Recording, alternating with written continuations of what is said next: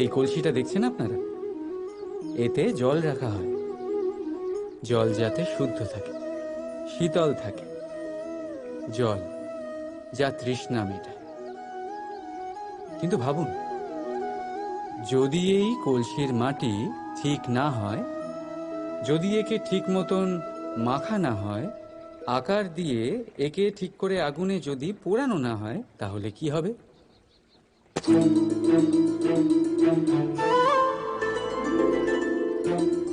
মনের সাথে ঠিক এটাই হয়। কারণ যদি প্রেম এই জল হয়, তাহলে কলসি হলো মন।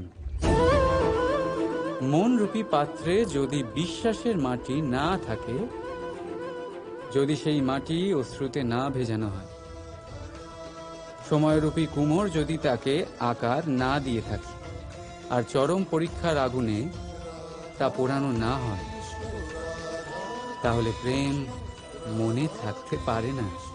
যদি এই প্রেমকে পেতে হয়, তাহলে হৃদয়কে বশ করতে হবে, আর মন থেকে বলতে হবে,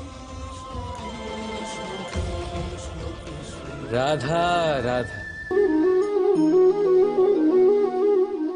যে কোনো বস্তুকে ঠিক মতো বাঁধতে হলে কোনো বন্ধনী, কোনো দড়ির একান্ত প্রয়োজন হয়। কিন্তু এই দড়িকে বাঁধার শক্তি কে প্রদান করে থাকে?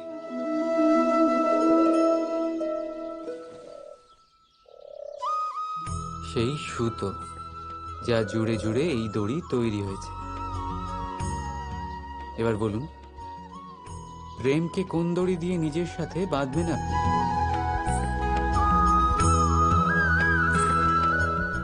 প্রেমকে গাঁথা হয় বিশ্বাস দিয়ে, আর বিশ্বাসের এই দড়ি তৈরি হয় সত্যের সুতো বন্ধন দিয়ে।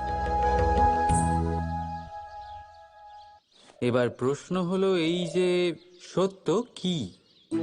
সেটা যেটা আমরা দেখেছি, নাকি সেটা যেটা আমরা ভেবেছি? না,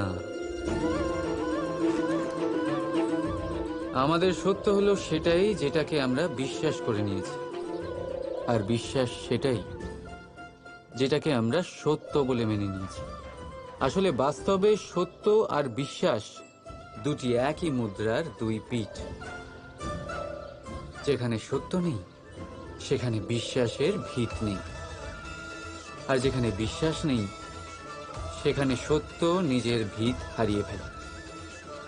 তো যদি কারোর সত্য জানতে হয়, তবে তাকে বিশ্বাস করুন। প্রেমের ধরনই তৈরি হয়ে যায়, আর মন সুপ্রসন্ন হয়ে বলবে, রাধা রাধা।